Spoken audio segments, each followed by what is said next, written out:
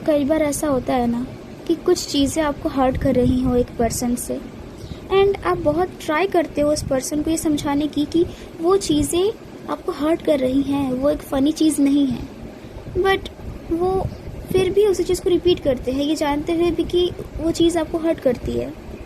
और जब वो हमसे पूछते हैं कि हमें क्या हुआ है कि हम ऐसा क्यों बिहेव कर रहे हैं, तो फिर वो हमें गलत समझ लेते हैं।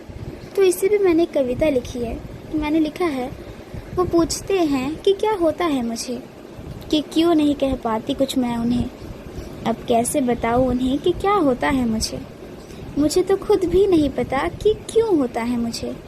होती हैं बहुत सी घुटन, मन में रह जाते हैं कई उलझे सवाल जिन्हें शायद कोई उलझा नहीं सकता। गले में चुभती है कई कांटे, कई छुरियां जिन्हें शायद मैंने ही बनाए हैं, या फिर ये कहूँ कि बनाने पर मजबूर किए गए हैं। खैर, चाहे खुद को कुर्बान भी कर दूँ मैं, तब भी शायद सबके मन में ये सवाल रह जाएगा कि क्यों मैंने फर्श को लाल खून से भर दिया। बताऊंगी तब ना जब खुद जानती होंगी मैं अपने बारे में। शायद सबको समझते समझाते मैं खुद को समझना भूल गई, क्योंकि शायद सबके पास मैं थी पर मेरे पास मैं नहीं थी। पता नहीं अब क्या होने लगा है मुझे, ऐसा लगता है कुछ खोने लगा है मुझ में।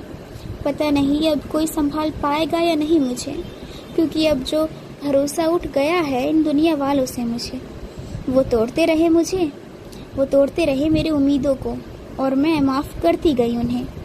अब और नहीं संभाला जा रहा मुझसे, और इसीलिए छोड़ रही हूँ उम्मीदें मैं सबसे।